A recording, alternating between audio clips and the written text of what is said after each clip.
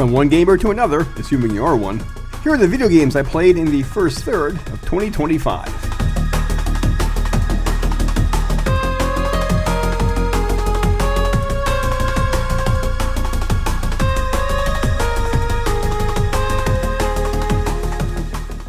First, we have Ys, Memories of Celcta. Yeah, I'm not calling it Ys anymore. As I've come to learn, the storyline of the Ys saga is all over the place. Case in point, Memories of Celcta, a port of a Vita game, is a reimagining of Ys 4 Mask of the Sun. It takes place before Ys 3 and after Ys 10, which were released last year. Video games! They just make sense! I figured I may as well play the next chapter in the series canon. Plus, this game was rotting away in my PS4 hard drive for long enough. We see Adol wander into town, looking like he hit the keg a little too hard last night. I mean, when you see a cat walk like this, you know you should start taking it easy. Adol is soon met by Dogi, this guy, Duran, who apparently sees Adol as a meal ticket. So does Falcom, so I can't judge him too harshly. I then went into a mine for a rescue mission, and I came across this armadillo/mole. My tip to help you in this fight is to not do this. Adol and Duran are then tasked to map out the local forest, since travelers tend to easily get lost in it. The real meat of the game begins here, as you journey from one area to the next, often wondering, where the hell do I go from here? This is the way Ys games were, and probably should be. Ys 10 actually took a step back from creating labyrinths to focus more on battle systems. But Memories of Celcta reminded me more of Ys 8, which also encouraged exploration by giving me multiple exit points. The music also reminded me of Ys 8, since it's mostly synth delivering very catchy melodies. Combat is also very similar, as it's team-based, and different attacks work efficiently on certain enemies. As you progress, your characters learn new skills, which can be leveled up. I found that some of the earliest skills were enough to get me through to the end, but then I was playing on normal difficulty, so the game was more forgiving. The poison status is no joke, however, as it could easily bump me off early in the game when I had few HP. At first I was more focused on filling out the map rather than meeting objectives, but I actually recommend you meet objectives quickly since they expand your team. The story has the theme of deception with good intentions is still deception which could bite you in the ass someday, which is the kind of theme you see in hokey sitcoms all the time. The game world is pretty big, so fast travel is a must. At first I could only travel between monoliths of the same color, but eventually I was granted the ability to fast travel to anywhere at any time. I hear the game can take you around 20 hours, but it took me more than 30. I sure like to wander around, I guess. For anyone interested in the Ys series, I recommend first playing Ys 8, as it's a more modern game that's very colorful. But Memories of Celcta doesn't have as many systems, so if that sounds good to you, then by all means. I got it on sale for $15, which is about right for an old school game like this, which can have pretty dirty jokes, like this one. Next is Mega Man 3, as it is on the Mega Man Legacy Collection. I don't really have to put this in this video. It's not like I played this for the very first time. So now let's go on a journey of discovery as I go through every classic game. No, I've beaten this several times already, but I got into the mood for it thanks to a YouTube video of synthesizer covers of Mega Man songs. I had already gotten the trophy for Mega Man 2, so the next best game was a natural choice. Back in the day, the Mega Man games ditched the usual scoring system in favor of tough but fair gameplay. I'm a little ashamed to say that I used the rewind feature many times, because cheap deaths like this one really suck, don't they? And we got disappearing platforms. Everyone loves these sections. Damn it, I know I can make it! I can see it happen! Just not as quickly as I'd like. And then my sphincter clenched when I saw this bottomless pit, so I was like, nope. Who's a good boy, Rush? Who's a good boy? You are! Yes, that's you! As per usual, the game starts with me confronting 8 robot masters. But after I beat the last one, 4 more levels become available, which look like previous levels, but they're longer and harder. In each level, you confront 2 robots, which are programmed just like a Robot Master from Mega Man 2. The Game Boy series did this regularly, but I don't think any other NES game has you revisit older bosses. And then you're on to confront the insidious Dr. Wowie. Dr. Wowie. Yeah, that's what I said. The Yellow Devil boss is such a joy. Especially with the Elect Beam, which I don't have, so I'll have to settle for rocket punches. Then it's on to beat Dr. Wily and save the entire world. Everyone says Mega Man 2 is the best on NES, but the third entry is a close second. It's the first game where you can slide, and your special items now have personality. The soundtrack may not be the best one, but still shows how Yasuaka Fujita was a musical genius. And hey, if you just want to get to the good part, here's the ultimate passcode that gives you 9 energy tanks at the start of Wily's castle. Finally, here's my copy of the Mega Man Anniversary Collection on GameCube. The horror stories are true. Jump and shoot are assigned to the wrong buttons, making the NES games virtually unplayable. And the programmers, in their infinite wisdom, did not include a button configuration option. I'd rather go around in this getup than boot this disc up again. When we find that meteor, we'll find Dr. Wily. Next is Star Ocean, The Divine Force. I decided to get this just after playing Star Ocean, the second story R. I was hoping that maybe Tri-Ace had captured some of the magic of that PS1 remake. There are 2 characters you can choose to play as the lead. I chose Ray Lawrence. He's a cargo captain whose ship was attacked by the Pan-Galactic Federation. He and his mates crash land on a planet with an underdeveloped civilization. There he meets Letitia, a princess wearing a suit of knight's armor, plus a metal skirt and a pair of pantaloons. And observe how her arms are always held up, so they don't clip through the skirt. Unfortunately, there's a language barrier that keeps Ray from explaining his situation fully, so he has to rely on... I'm just kidding, everyone speaks English. Or Japanese. Shortly after learning the basics of combat, you gain the ability to fly like Superman. You'll be flying a lot, especially in battle when it's best to ram right into enemies from afar.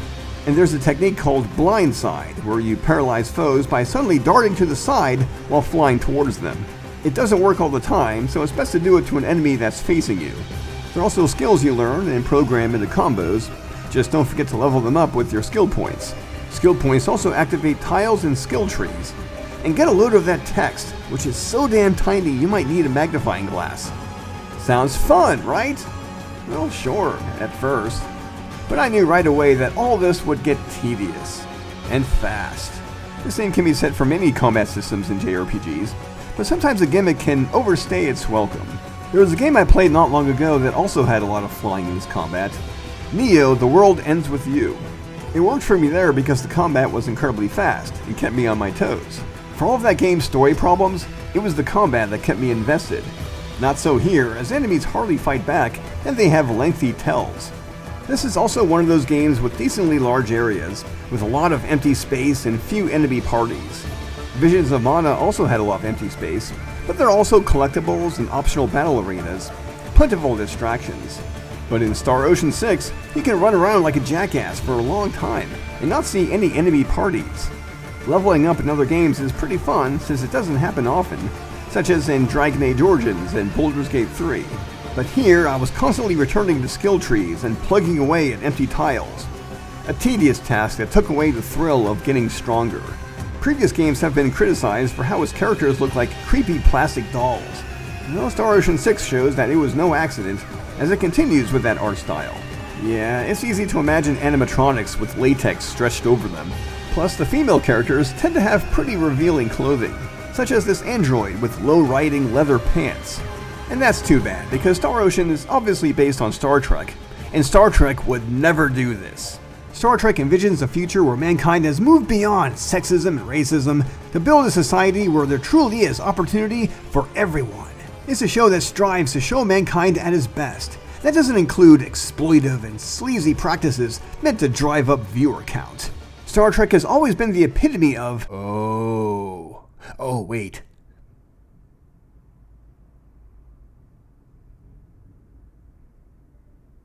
Never mind.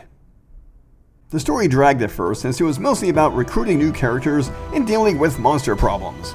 There were also parts where characters sounded pretty smart, and other times when they didn't do enough to inquire about a developing mystery. Things do get interesting in the final third, but only if you don't mind very long cutscenes of people standing around and talking. But honestly, if it wasn't for this video, I might have given up on the game early on. It just wasn't hooking me in. Despite its inferior graphics and voice acting, the Star Ocean 2 remake from 2023 was much more fun. Its sprite characters in a diorama-like world are beautiful, and the same goes for the music and story. The Divine Force comes across as a cheap copy. And it sucks for me to say that, because the numerous developers clearly wanted to make the best AA game they could, but they just couldn't capture the magic of the classics. Not even distractions like fetch quests, optional bosses, and a kind of board game can keep me from giving this a low recommendation. Maybe someday Tri-Ace can pull off a Nintendo move by looking at a successful remake and using the foundation from that for a new installment.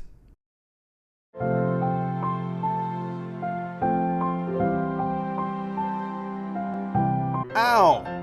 Ow! Ow! Ow! Ooh!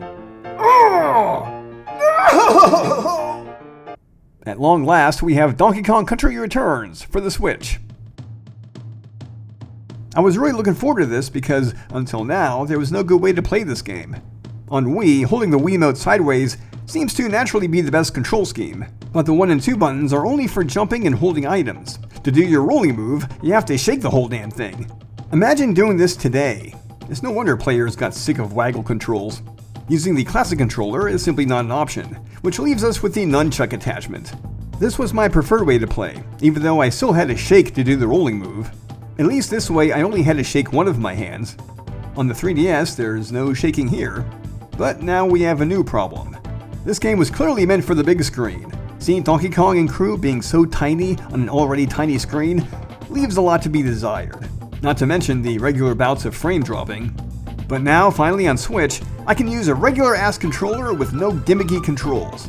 No shaking, no pointing at the screen, just 4 face buttons to jump and roll, and some shoulder buttons to hold items with.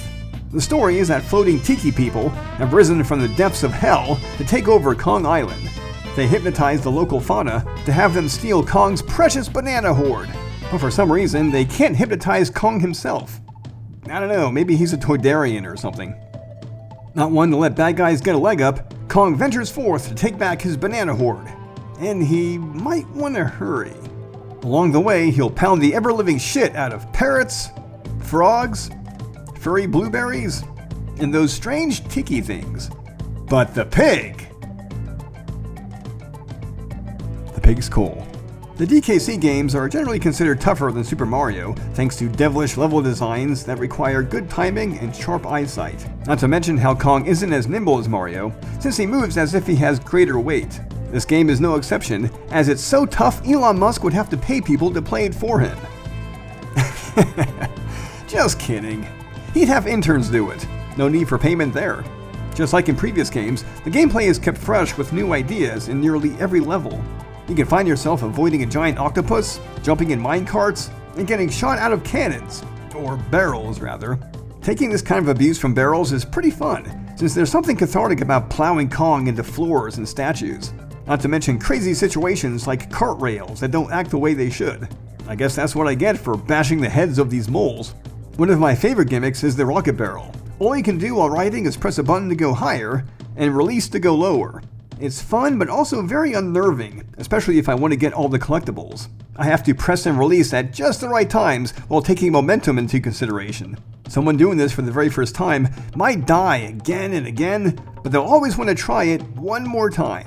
One gimmick the game could do without is blowing. Yep, Kong blows. He's got no one to blame but himself.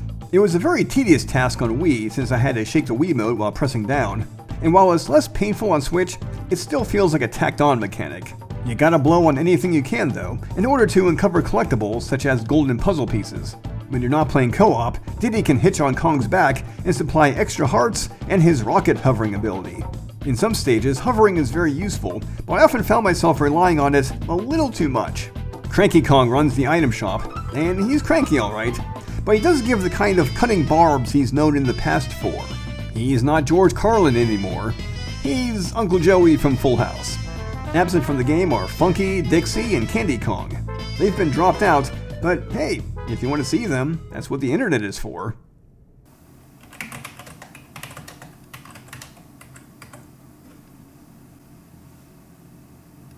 Do I dare?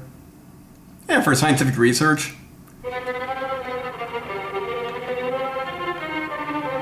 No. Some things are not worth the therapy bills. The game's challenging alright, but the real challenge lies in the tempo levels. At first glance, they may not seem all that hard, but keep in mind that there are no checkpoints. These stages are all about precision jumping and constant moving, since platforms often want to fall and take you with them. I suppose this isn't as nail-biting as Hollow Knight or Celeste, but it's tough enough to leave me satisfied. And aggravated. And there you have it. It's a great game made better since I can finally use a regular controller on a big screen TV. Huh? What? What is this emulation you speak of? I never heard of it before.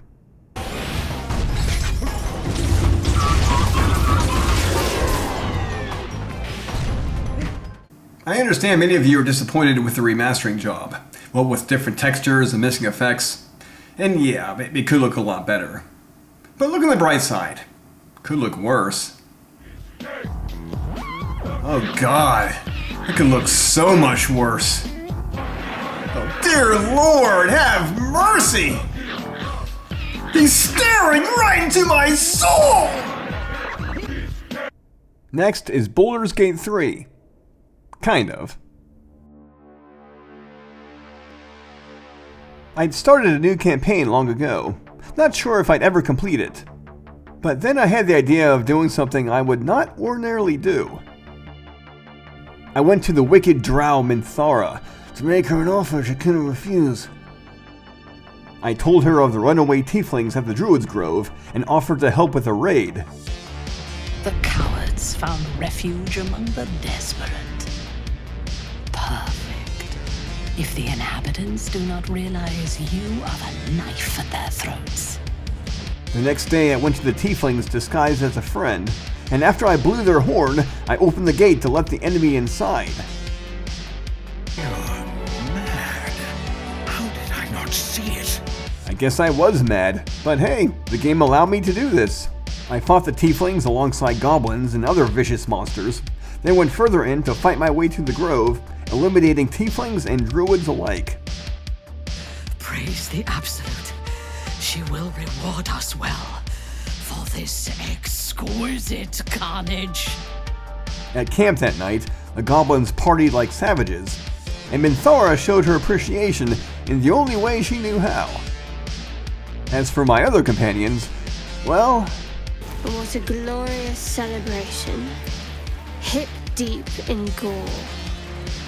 What's wrong with enjoying a gift from our guests? Maybe, if I down enough of this swill, it'll pickle the worm in my skull. What's your poison? Red? White? You're a conquering hero, and you want to drink foaming piss. Not that I'm judging, of course. No. Two shadows are darkening my soul. The shadow within and the shadow without. You led me down this path. Around you, I'm not who I want to be. I should leave. Ouch, Gale. I thought we were getting along famously. So, was it worth it? You know, slaying innocent people just so I can bump bottoms with a religious, fanatical psychopath? You know what? Yes it was. If only so that my opinion of Minthara could drop down a few rungs. If you like Minthara, good, you can have her. But still, it's a better love story than Twilight. Leave. Now.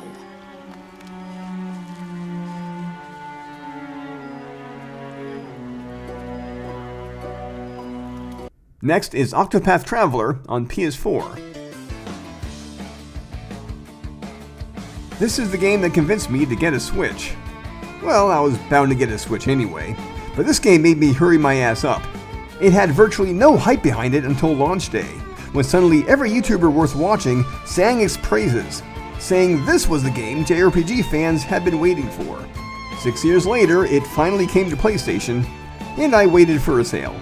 It's the origin of Square Enix's HD 2D rendering method, so it may look a little dated compared to more recent games in this style. While Octopath 2 kept the pixel art mostly limited to the characters, here it's everywhere. Every ground tile, tree, bush, fence, etc. have pixels slathered all over them. It's meant to make the game look like a 16-bit title that suddenly gained a third dimension, but I understand if it seems off-putting to some. The game is about as I remember from the Switch version, with this brilliant system where you earn and spend battle points to attack more times or make special attacks stronger. Speaking of the Switch version, let's take a look at it. Oh no. I had actually forgotten how bad it looked on Switch. The video signal may be 1080p, but the native resolution is far from it. There's also some warping going on as the camera in battle sways back and forth. It's like I'm seeing this on PlayStation 1.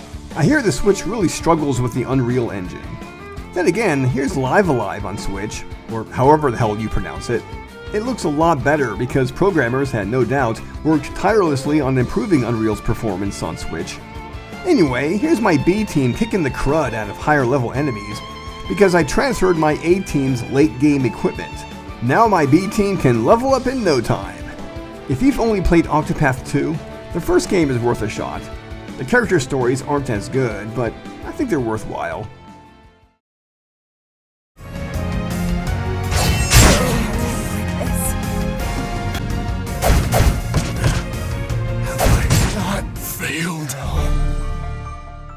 Lessen the hunt. Coming. Raise lightning. Shattering.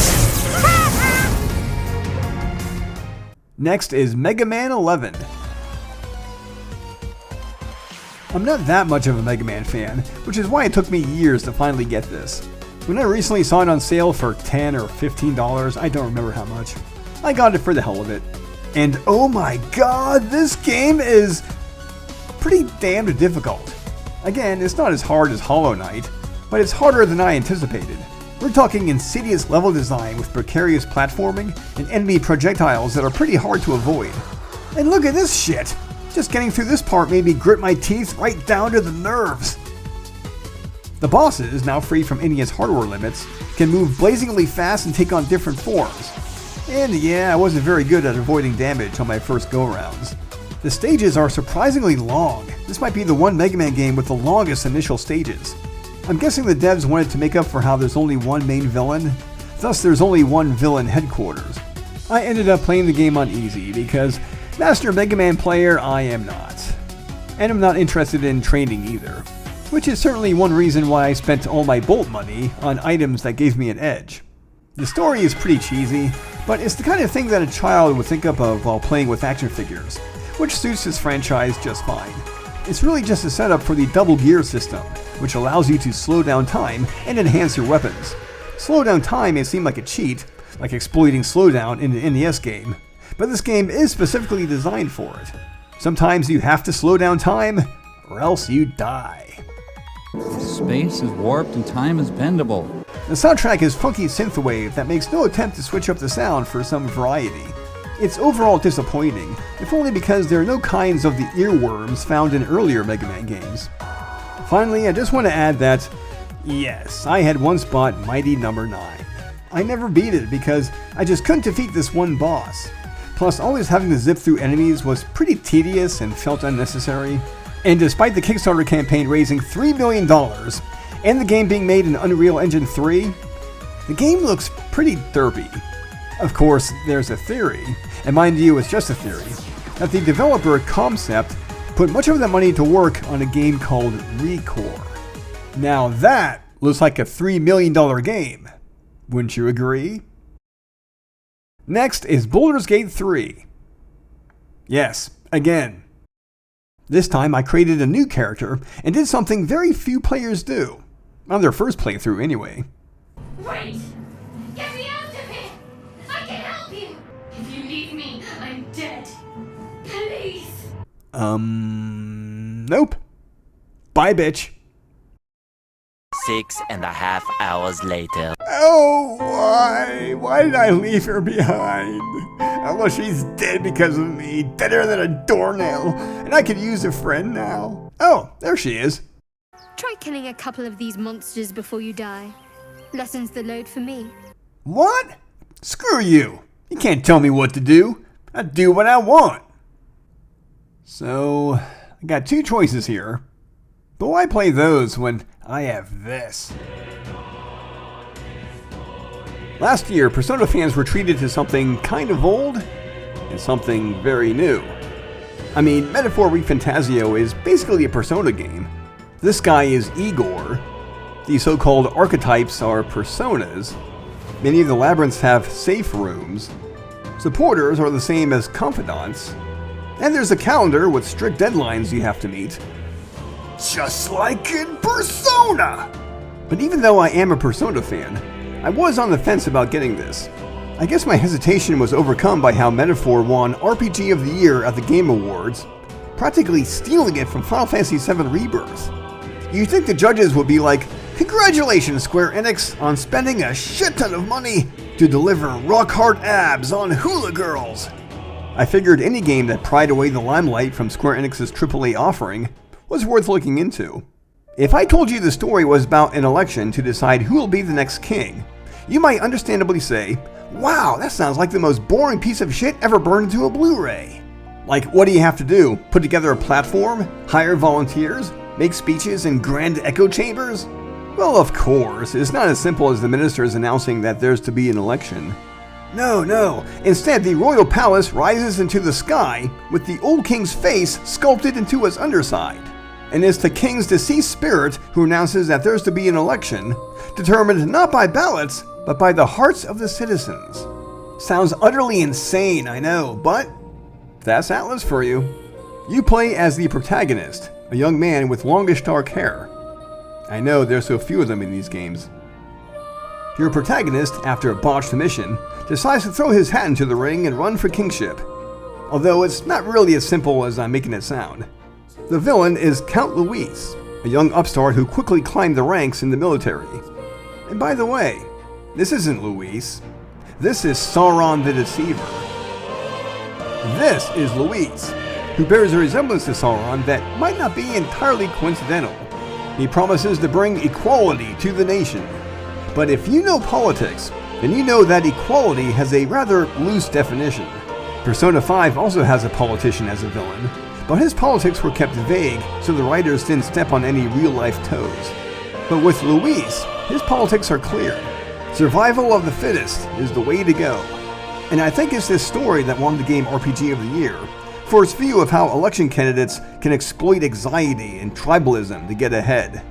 Before I got the game, I considered the possibility of the player actually losing the election, in which case you have to fight an extra boss or two.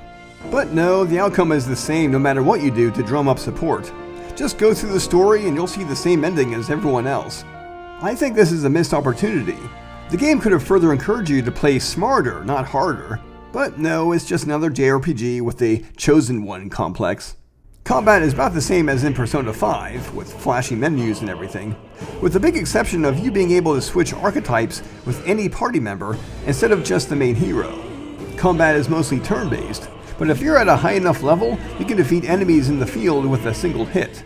Labyrinths aren't too terribly difficult to navigate, but the challenge is much more satisfying than in this piece of shit. Viewers with eagle eyes may have noticed I'm wearing a DLC outfit. That's because wearing it can change the battle theme, which I prefer over the regular theme. In fact, I'm not a fan of the soundtrack period. It's not awful, and it does fit the setting. It just doesn't have any bangers. Those annoyingly catchy tunes from your favorite Persona game are nowhere to be found here. Except from annoyingly expensive DLC packs, of course. Plus, in a modern Persona game, you have romance options. But not in Metaphor. I mean, you are running for the kingship, so leaving a stain on a dress will be most inconvenient. Overall, the game is impressive in its world building and unique story, but it didn't really wow me. Maybe because I've seen it all, done it all. But that's not to take away the sheer amount of work put into it. If I could change one thing about it, I'd allow the player to save their game right after a boss battle. Usually after a tough boss, I'd have to sit through a long story scene before I was given the chance to save. It's a problem with a lot of modern games in this genre. I respect how the writers want to fully flesh out the characters, but please allow me to return to the story on my own time, right after a decisive victory. Speaking of boss battles, some of the bosses are remarkably bizarre. I mean, look at this! What the hell is this thing? What am I even looking at? Well, it turns out some bosses were taken from a Renaissance painting called The Garden of Earthly Delights. It was made by a masterful artist who who apparently had eggs on the brain. Or maybe his brain was similarly fried. It's a nice change of pace from typical monsters like minotaurs, ogres, and trolls.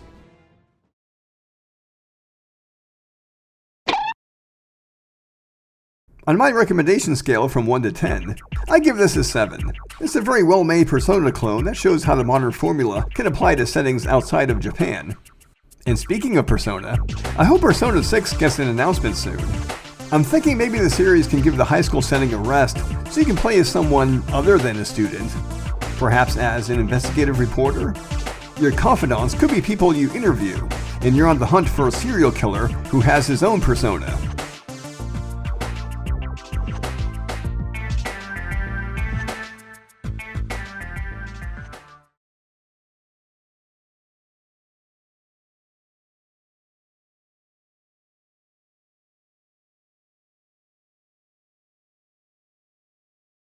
Oh my god! What is that? The more I look at it, the more I want to vomit! Even if you took the sword out, it still has no face! What the fuck? Next is Urban Myth Dissolution Center. I came across a review of this on the interwebs, and there was just something about it that drew me in. It's an adventure game about investigating paranormal phenomenon, something I was interested in ever since I was a kid. Yes, I'm like Agent Mulder, always wanting to believe in ghosts and aliens from outer space. Surely they couldn't be stories drummed up by overactive imaginations in desperate bids for attention. Could they? Whether they are or not, Urban Myth Dissolution Center helped to scratch my itch. Somewhat. You play as a gigantic bundle of nerves named Azami, who has the power of clairvoyance, the ability to see hidden things. In Azami's case, she can see shadows of the past, witnessing people's past deeds and where they occurred. She goes to the Urban Myth Dissolution Center seeking help in handling her power, where the director puts her to work investigating strange cases. Each case has the same pattern of looking through social media, then questioning witnesses on site, lather, rinse, repeat. Of course, Azami can also use clairvoyance to witness the past, which can separate fact from fiction. For instance, if you're told there was a murder in an apartment, clairvoyance can assure you that definitely did happen. Horror ambiance aside, this is a cozy game. Failure is an impossibility. If you get something wrong, you can just try and try again with no penalty. If you find yourself stuck, just recheck everything until a new prompt shows up, and then you're told where to go to next. So yeah, this game isn't about challenge, it's about story. It's basically an interactive visual novel. It doesn't take itself too seriously, as it attempts humor occasionally. The number of times I laugh, though, I can count on one hand, but I do appreciate the effort. And if you're serious about urban myths, the game compiles a list of actual urban myths that you can test out right at home. I mean, I'm not going to, but you can, that'd be cool. The synth-heavy soundtrack is playful and fun to listen to through headphones, but it can get old after a while, so I normally put the volume down. Finally, as you may have noticed, I play this on PC. Yes! I've finally broken the shackles of consoles, and now I can play anything I damn well please! Ooh, look at those prices for graphics cards. You know what? Forget I said anything.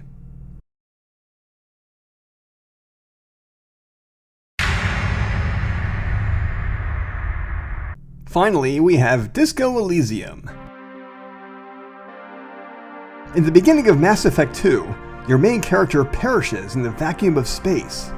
Uncharted 2 opens with you waking up in a train car dangling from the edge of a cliff.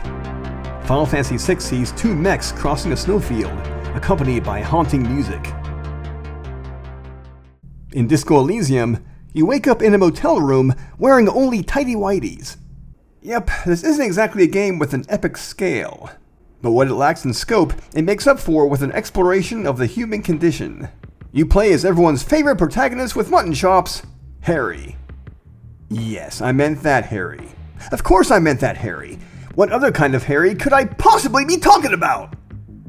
He's a hairy Harry, the way he always should have been. No, you play as this gorgeous son of a bitch, Harry Dubois. He's a detective who's arrived in Marseille to investigate a murder that may or may not have been politically motivated. But he blew his last paycheck doing lines off a hooker's ass, so now he's woken up with complete amnesia. So yeah, it's that old trope where you learn about the world and situation along with the main character himself. It's too bad I couldn't name my character, or I would have gone with one most fitting. The thing about this game is that it's an RPG where you always play as the same character, where you can shape what personality he has. We've all seen this before in games like Mass Effect, but Disco Elysium takes things a step further by having you shape Harry's psyche. Instead of stats like strength and magic, you have categories like intellect and physique. Instead of swinging swords or hurling fireballs, you battle by doing skill checks in dialogue. For example, here I failed a skill check for savoir-faire and paid the price. It's okay though, it's early in the game and only cost me my pride. Other stats like Encyclopedia and Inland Empire determine the nature of your inner monologue, guiding you on what to say. When you start a new game, you have a choice between 3 character builds or making one from scratch. Basically, you can play as either Sherlock, Eddie Valiant, or Dirty Harry. Or you can play as, I don't know, Build-A-Bear. I tried out each of the presets for a few minutes, and I could definitely sense a difference. This gives the game plenty of replay value, as it can seem like you're playing a very different person each time. For my full playthrough, I chose Sherlock. I did my best to play it straight, sticking to solving the case and keeping myself clean. No alcohol, no substance abuse. It's pretty easy actually. It's not like the game pulled me into being unclean again. It just suggested I could do that. The story has several very mature themes. You got sex and violence of course, but those are just the tip of the iceberg. There's also communism, fascism, bigotry, and a certain slur word that's so bad it's actually censored. Doom? Postal? Columbine RPG? Forget those. This is the most triggery video game of all time. If you're not mature enough to take the heat, then get out of the kitchen. When I first heard of this game, when it was released on Switch, I didn't give it much thought. It just didn't seem like it was for me. That was until I read about it in the CRPG book by Bitmap Books. Here I learned that failure in this game can actually open doors instead of closing them, allowing the player to try out new things. That seemed fascinating, so I knew I had to try out the game someday. I wanted to see how the writers managed to turn failure into new opportunities. In the end though, I often resorted to save scumming in order to pass checks. Not very experimental of me, I know, but I couldn't help but be cautious due to the many chances of encountering a game over screen. Unlike the last game I just covered, you have hit points and morale points. Lose all of either of them, and it's lights out for Harry. There are healing items of course, but I liked to hoard them. Wisely so, as it turned out. A producer from Zaum Games said in an interview that he wanted this game to make players think about the world we live in, our real-life experiences. It certainly did that for me, in a way that no Tolkien-esque fantasy world ever could. I imagine I'm making this game seem droll and dreary, but there's actually some really funny bits that made me bust a gut. You got smart-ass retorts, ridiculous jokes, and flippant comments that help save the game from being too dry. In fact, there's a handful of things that are so silly and surreal, they seem straight out of a JRPG. The writers sure didn't want to make Shakespeare, they wanted to make a fun video game. I suppose there's not much else to say, so for any of you who have already played this, let me share with you that I had made Kuno a junior detective. Screw me! Hey, was there something you needed? No, you don't. It's not happening. He tries not to look at you. It's dangerous to acknowledge the karaoke man. 12 seconds later. But now you're all alone. None of this matters. At all. Do you hear that? It's the most pathetic applause in the world, Harry, made of pity. No one liked you. You hear, or think you hear, uncomfortable shifting around. A bit of laughter maybe. No one saying anything. Thank you for listening. Yes, even to that last part. For next time, I hope to finish the game that's been in my backlog for quite a while, even though it seems fun and was well reviewed. And please give my latest ebook a chance. The Abyss of St. Marie is about an elven girl, Sal, who moves to St. Marie to turn a new leaf, make an honest living for a change. But St. Marie is a human city where elves are second-class citizens. An elf stepping into the wrong part of town can get into a lot of trouble. Father Rick is trying to change that, but Sal is skeptical that making pretty speeches will change anything. She still wants to help him though, because it's better than doing nothing. There's also Tyler, a magic teacher who's obsessed with a personal project. He doesn't want to get involved in any civil rights movement, but his new girlfriend seems determined to pull him right in. Meanwhile, to the east is the Lich King, who is threatening the civilized world, and his influence may reach farther than people realize. There's also my other book, A Price to Pay, about a woman with memory loss who discovers she's a powerful sorceress. She wants to protect her people, who are threatened by dark forces that the sorceress herself may have unleashed some years ago. With The Switch 2 on the horizon, it seems the gaming landscape is in for some changes, and you can be sure that YouTubers will be totally on it.